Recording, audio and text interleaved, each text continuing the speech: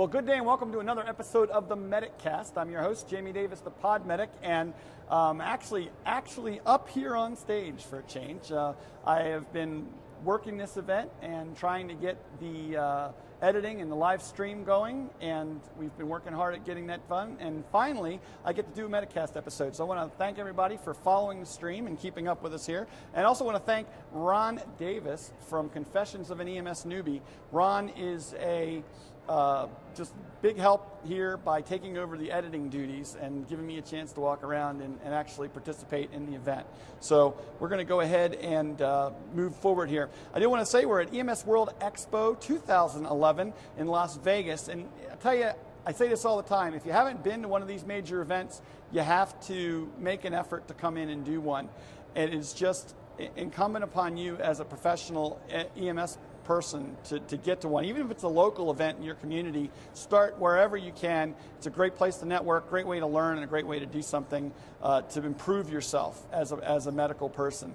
Also want to thank our studio sponsors today. Medtronic Foundation is sponsoring us along with their Heart Rescue Project. And we're going to go ahead moving forward here and thank our very special episode sponsor too. Bariatrics was one of our product innovators at a recent show because of just coming up with a great way to solve a problem. And I love it when EMS providers themselves come up with a solution that we can use in the ambulance. So I'm really happy to be joined by Bruce Latourell. Is that correct? I'm terrible with pronunciation. I can't even pronounce my own name half the time. So, and also, just quickly, we have Jim Hoffman and Ann Robinson joining us for this discussion. And you don't have to worry about the lower thirds on that, Ron. We'll get them later when they start talking for real. But Bruce, let's talk a little bit about this. First of all, thank you very much for sponsoring the MedicCast and coming in and helping us out with the show here. But your device is so creative, and yet it's also a device that maybe some people are not sure that what they would do with it and how they would use it. So can you explain a little bit about bariatrics? Sure. The way I start is I go over a definition of what is a bariatric patient. A lot of people think 700 pounds, 600 pounds, 1,000 pounds. In reality, any patient that is too big for your current equipment is a bariatric patient. A 250-pound patient, which might seem normal to most services, could be a bariatric patient if they're very short, only 3 feet high. They would be much wider than a regular patient and be taxing on any type of equipment you could put them on, backboard or stretcher. That's where our device comes in. We thought, how can we help these patients where you do not need a bariatric truck, you do not need a bariatric stretcher. Your current stretcher, behind me I have a Furno model that holds 700 pounds. You need to fit up to a 700-pound patient on that device. Our device allows that to happen. And explain a little bit about that, because it's really not about weight for most bariatric patients. It's about width. Exactly. And they hang over the device and they make it unsafe to actually operate, and they feel unsafe. Yes, the large abdominal mass. You've seen the patients where, skinny arms, skinny legs, but just a large abdominal mass. You get them on a backboard or a stretcher, you find that they're listing one side or another. That abdominal mass, when they're laying down, is now free-floating, not being held down by gravity, other than wanting to go left and right. With those shiftings and the stretcher being at the highest position, you can throw that off balance and tip it over. And so just a simple device to pull that mass up to a center of gravity and hold it in place. Not only does it make them less wide and fit on a normal stretcher, but also enables them to feel more secure themselves when they're, it's frightening. They let somebody else give over trust, let somebody else carry you in that situation. I've heard time and time again from the larger population that we've taken saying, last time I was on an ambulance, I felt like I was falling. I didn't feel safe. I had a lot of anxiety. With your device on, I feel safer. I don't feel like I'm going left or right. And their blood pressure and pulse is reflective of that. It's actually lowered in studies that we've seen where less anxiety, patients more comfortable, it reflects in their vital signs. Just feeling a little more secure. I know, Ann, you picked this device for us as your innovation sponsor, or innovations product choice at the last event.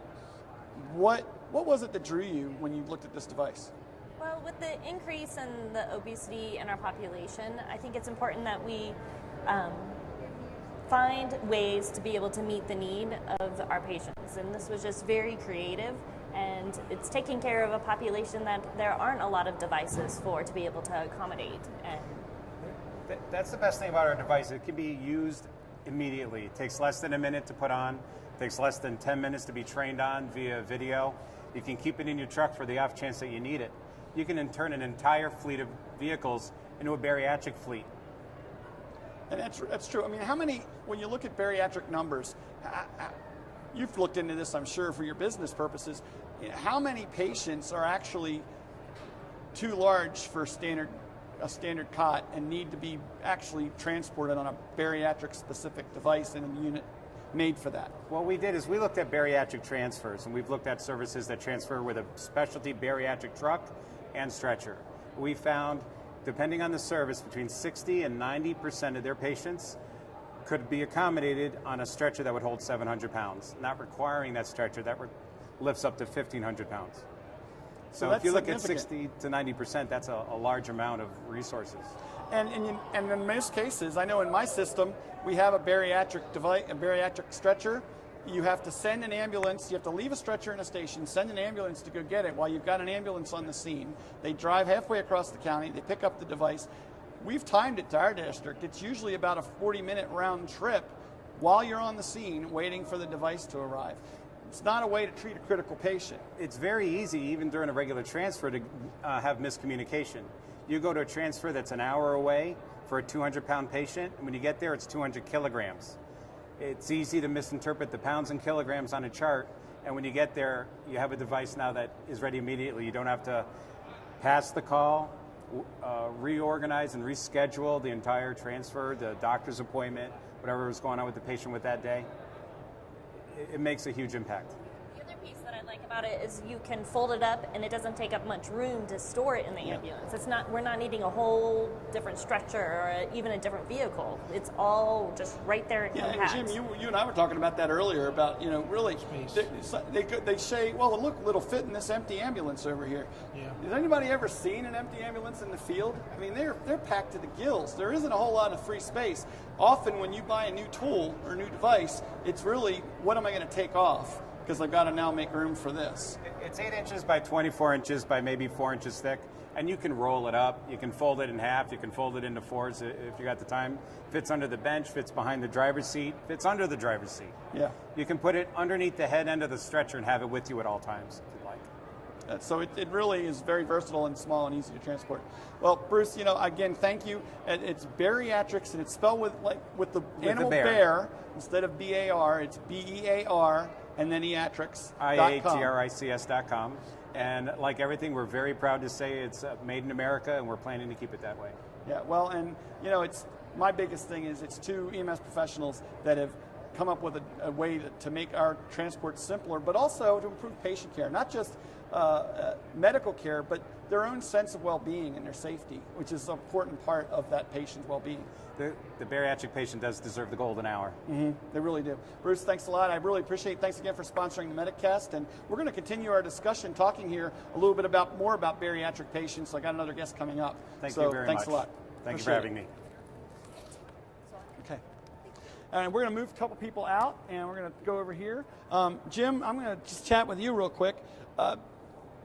You're in a different system. You're up in New York, and what are you guys doing to handle bariatric patients? Well, talking about space, we have wings that attach to each side of the stretcher, and that allows for that width of the patient to rest on the stretcher. But then you've got the issue of you're losing those inches on either side of the patient for patient care to get to the patient. And something like this makes it much easier because now you don't lose that, because those wings are about maybe 6-9 inches wider than what the normal stretcher would be. And then of course the space issue. That goes where the longboard would go, where the scoop stretcher goes, things like that, and that takes up that space inside of the ambulance. Whereas this, again, he mentioned fold it up and it's much easier. So it's definitely something I would rather use than trying to attach it with these attachments to the stretcher. And like Bruce said, the bariatric patients are no different in the way that they deserve rapid transport and treatment of their problem. Absolutely. And so if you have waiting for a secondary device, is, if you don't have to, is really not good patient care. Absolutely. Well, we're joined now by some more guests. And first of all, I have to apologize to Tom Bouthillet. I think I must have forgotten to tell you that I would like to have you on the MedicCast. I just pulled my mic off. We're going to edit this part out when we do the final show. No. We're going to fix it in post. Is that all right, Bernie? He's loving me. No, it's my pen. But Tom, thanks for coming running when I said, I don't know where Tom is. I thought Well, you're lucky you have Carissa around here, Jamie. I owe you a drink later. And I just say that as a joke because we were calling Ann your mom before, and so now I'm changing it to Carissa. But you've got two very strong-willed women working for you, keeping you on time. Keep the trains running on time. So. And Tom and I are actually collaborating now on the EMS 12 Lead podcast, which is exciting. Episode 1's out, and we're going to be releasing episode 2 here in hopefully a couple of weeks. Hopefully. And start moving into a more regular schedule after that. Absolutely. Very excited. But thanks for coming on the show. My pleasure. We also have Wes Ogilvie. Wes, you're a paramedic in Harris County in Texas. Yes. And the reason we wanted to bring you on was your agency just bought a bariatric unit, bariatric stretcher. We've had a bariatric stretcher for a while that we keep at headquarters, and I found out from our director, who is somewhere wandering the floor today, that we just ordered a new bariatric unit as well. What has been, you said, you and I were talking earlier, talking about you had a frequent flyer bariatric patient that we still have her. And still have her, and that's good. It means you're doing your job. So far successful. What's been one of the biggest challenges with that patient, even during having access to bariatric equipment? The biggest challenges, I think, are getting enough resources over to move her properly. Usually, my experience with her, it's usually been primary medic unit, send a second unit to go get the bariatric stretcher from our headquarters facility, and at least one fire engine. The next challenge that we've really faced with her a lot of times is prepping the ER for her. Letting the ER know that she's not probably going to fit on an ER bed. The last time, actually the time I transport her, we had to call ahead to the hospital, warn them we were coming, and they had to bring down a bariatric bed from the floor to the ER.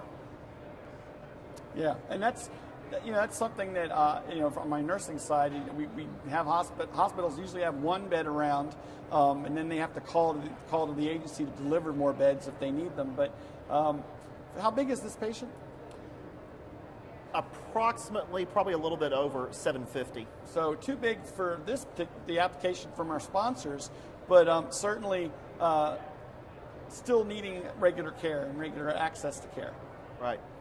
So when you look at that, I don't know the rest of you dealing with bariatric patients in your system, Tom. Is there? You guys have a system for everything. It seems like, and bariatric patients, I'm sure, are no different. What have you been doing to date to try to take care of this patient population? We actually had a patient, a very complicated patient, who has subsequently passed away, that we went to very frequently, and I'm not exactly sure how much this gentleman weighs. When he found out the weight limits of our stretcher, he always said he was 500 pounds. But I had heard from the hospital that and the other thing that I wanted to mention is preserving the patient's dignity, even though they happen to be obese, is important. And there's a lot of things that we can do that are very impolite or inconsiderate. For example, I think they took this patient at one time down to like the loading dock to weigh them in some kind of like scale, right? And it's just like, well, but you didn't want to take them down to SeaWorld to weigh them, it's like in front of a bunch of people, right? That's like, a Twitter post. Well, the point being, think about it might be convenient for you to try and get a weight on the patient, but it's just there's something about it just seemed a little odd to me, or possibly embarrassing for the patient. And we make so many efforts when we're out, doing a 12-lead ECG on a female patient and holding up a sheet or something like that to help preserve their dignity. But I think that's just one of those things where we need to remember that these are human beings. They have feelings. We can be considerate in how we approach. The frustration level I think people get with the bariatric patients, where it's costing a lot of resources to get them into the ambulance, off of the floor, to the hospital. Like you said, you have to call. You're already predetermine what you're going to need for that patient, and then people start getting being insensitive. Right. Instead of thinking about their comfort and their privacy as well. So. Well, we have many frustrating situations in EMS. We have someone calls with knee pain at 3 a.m, for example, or something like that. My knee hurts now. My knee hurts now. Did you guys see wasn't that the best video ever? But I digress. But so anyway, this gentleman has subsequently passed away. I remember that when he had his gastric bypass, that they had to put 2 hospital beds side by side to accommodate him in the OR. And he did lose a lot of weight, but he was still very, very obese and very difficult to take care of. And so I can't say that we have a system. I will say this for my fire department, we threw a lot of resources at it. And so from my standpoint, patient safety is first. We want to make sure we transfer these people in a manner that is safe for them and try the best we can to preserve their dignity.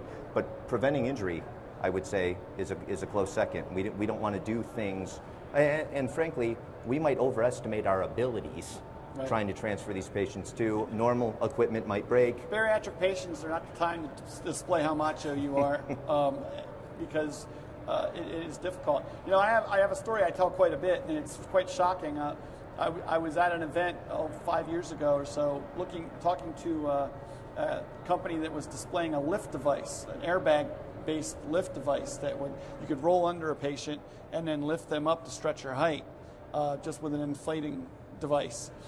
And he was trying to show it to a couple of people walking by, and one of them was, and I won't even say the system because I don't want to embarrass them, but let's just say a deputy chief for EMS in a major metropolitan top 20 television market in the country, so big city.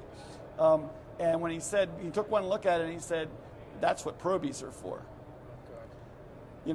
And the guy had been talking to the guy, and he looked at me, and I looked at him, and just was astounded that this person even said something like that. It is about making sure we're safe as well. Right. One thing I wanted to throw in, especially with the patient that we deal with, is in addition to the bariatrics, they usually have other health issues going on, and that's a real challenge when you have someone who, for example, is that size and has a trach and a home ventilator. It becomes a triple challenge to manage not just the weight, but their additional health care needs. And with her, because of that vent, we've got a limited amount of time we can keep her on the battery power on her vent, before moving her between the home and the unit. Jim, you're an educator, and you're really. Do you see that there needs to be more? Do we need to talk more about bariatric patients, even educating our brand new EMTs and medics? I think it should be a bigger part of the overall education process, because the population, I think, is growing of bariatric patients. We're getting more and more of them, not even beyond the transport act of it. I mean, there are so many instances of just lifting assistance, of getting these people, sometimes they slip and fall, or they can't get out of the situation they got themselves into. And that we're not really doing patient care at that point, but we need to lift them, we need to get them off and get them where they need to be. And that puts us at a risk. And I think that, the students out there need to have a bigger concentration on how to deal with patients like that, not just all different types of situations that we don't run across all that often. It kind of glanced over, I think, in a lot of training. Tom, is there a specific change or way that we need to look at something like even a 12 lead with a patient that has a large girth? Does it change the way that monitor reads with that patient, or how we place our leads? Well, sure. I mean, 12 lead electrode placement is pretty appalling anyway across not just EMS but even nursing and I guess most physicians don't lower themselves to place electrodes. Anybody ever seen a physician do a 12 lead? Please let me know. But I think if you just follow the simple principles of their sternum is going to be pretty close to the same size, but you do the best you can. There's going to definitely be some challenges with bariatric patients.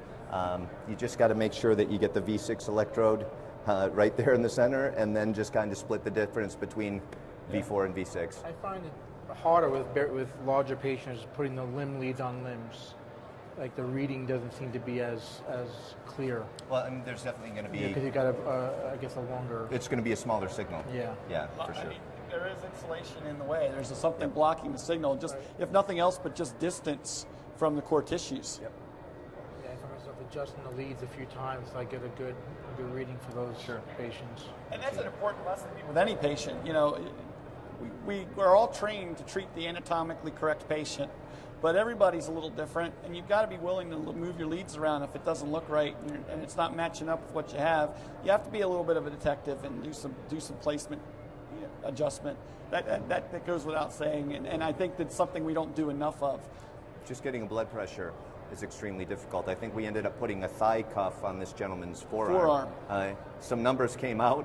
Whether or not they were accurate, who knows? Well, but you can still trend. True. And let's add vascular access to that. Yeah. It's difficult to get a catheter through that tissue. Mm-hmm. That much. Let alone to spot and actually find the vein, and then to have even in critical care situations, they may not be accessible even by an IO gun because of the distance between the tissue and the bone. So it's a lot of different challenges to face out there, and I think we don't really train enough to treat the unusual patients. And so it's incumbent upon all of us to really reach out for the resources.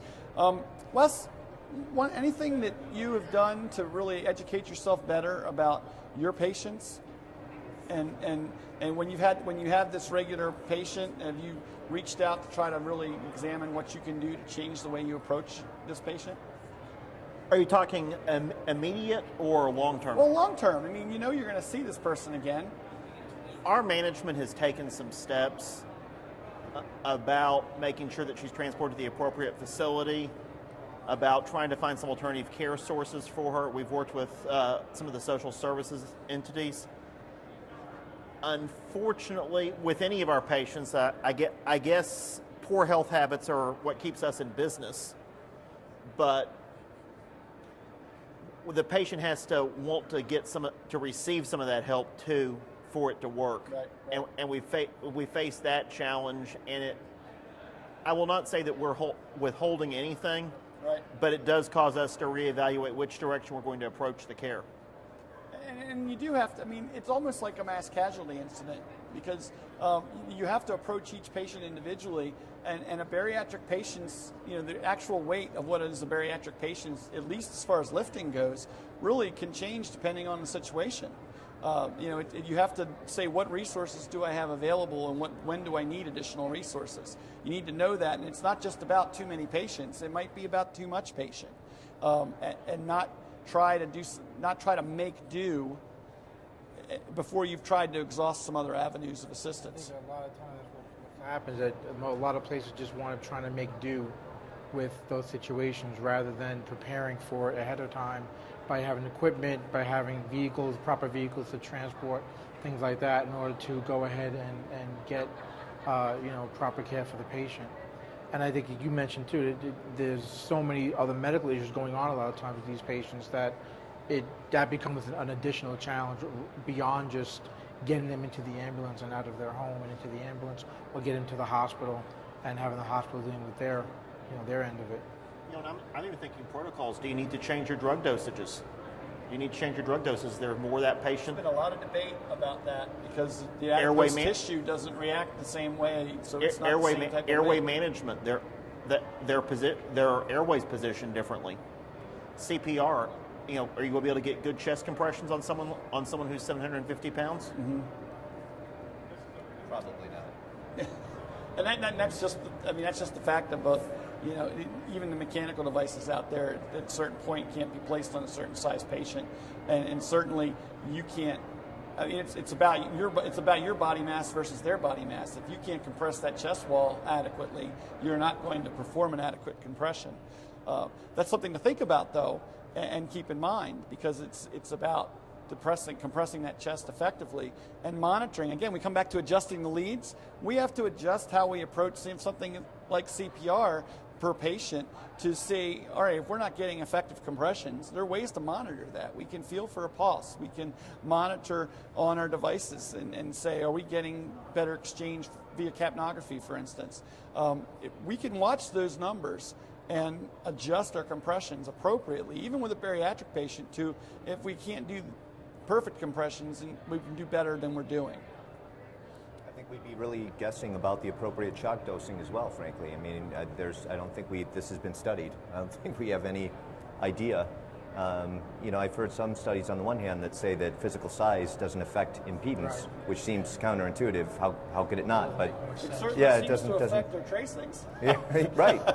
The electricity going the other way is having a problem, so I'm not sure. But you're right, and it doesn't mean that we violate protocol or guidelines at all to change our shock dosage, but it is something to keep in mind, and it is, I guess, something you can certainly have an open discussion with your medical director and say, what do you think?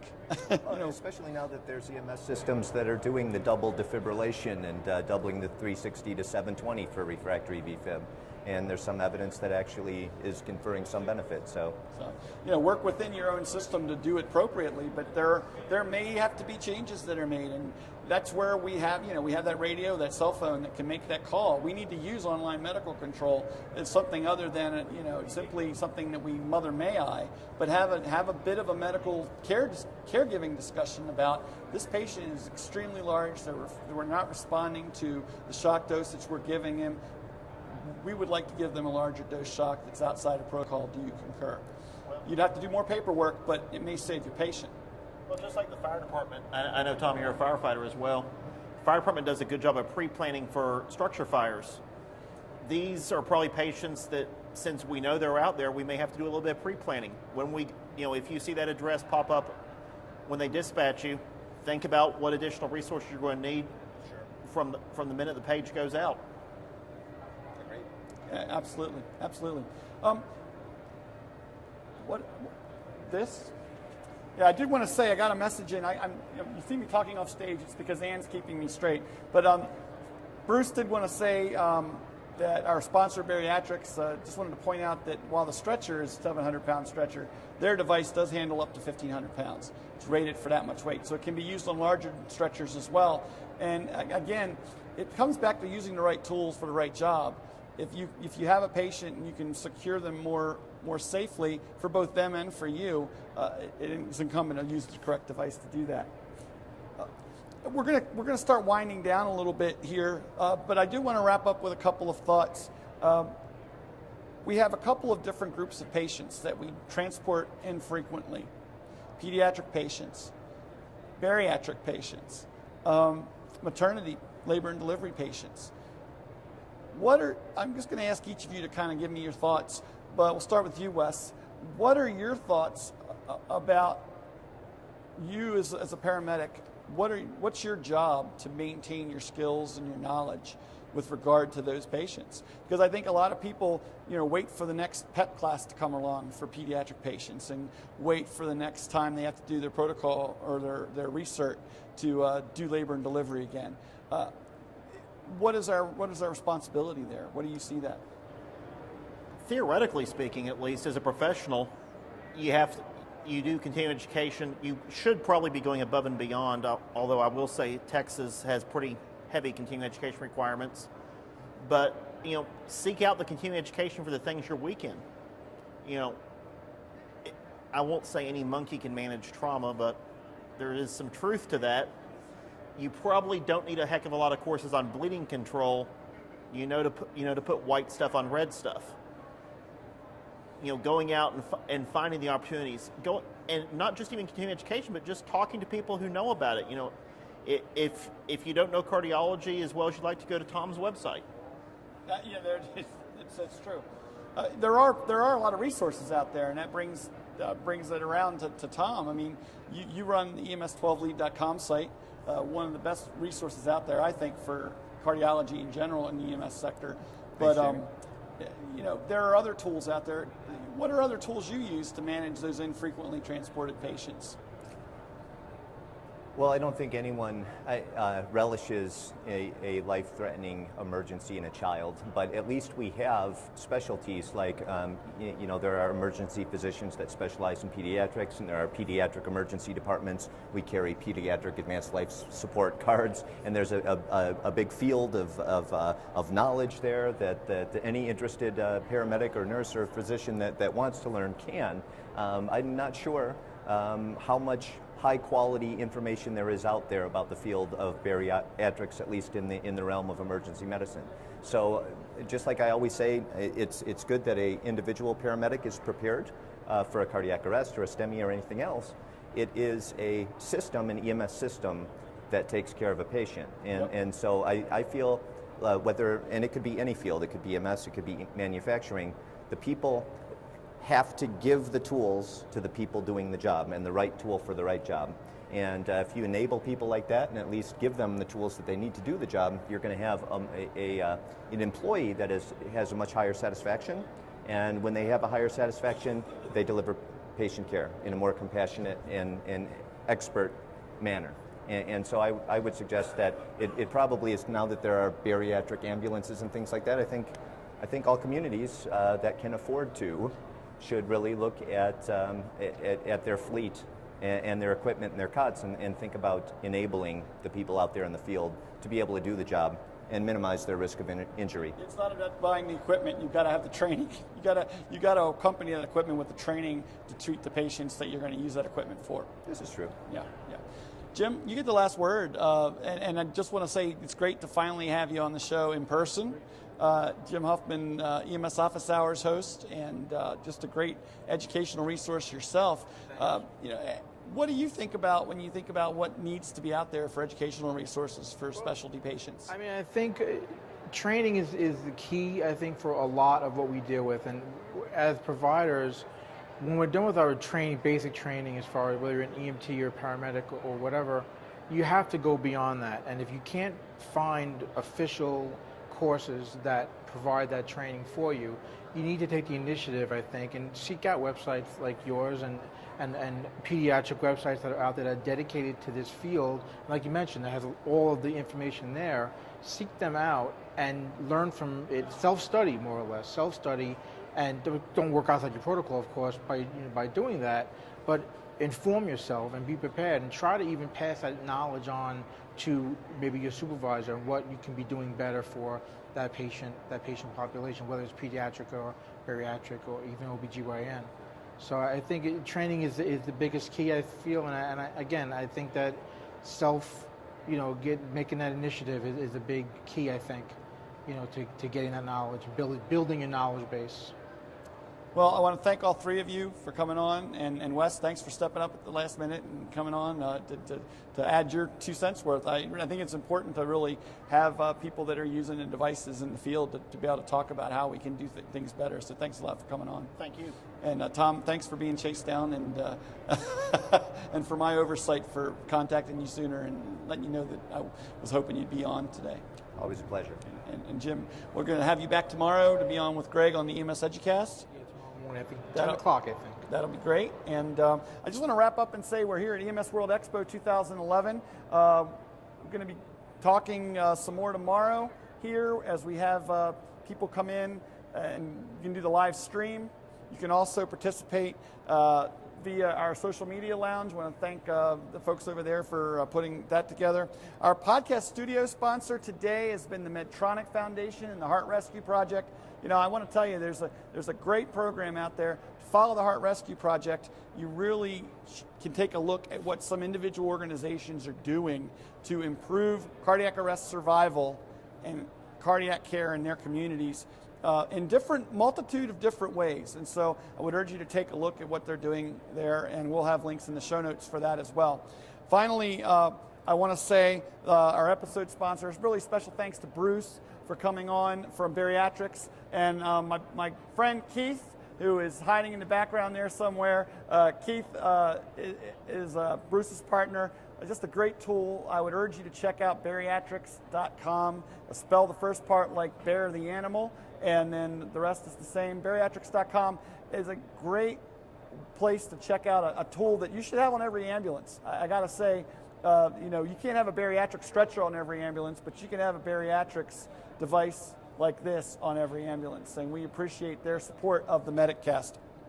Finally, just to find out more at medicast.com/blog. You can also reach me directly, podmedic@mac.com, and want to follow up on the show notes and the links to everything we talked about in this episode. Thanks to all our guests, and again, get out to EMS World Expo. If you're not around this year, you definitely want to make an effort to get to next year's show at EMS World Expo. And we'll be back again soon with some more live podcasting here from the podcast studio.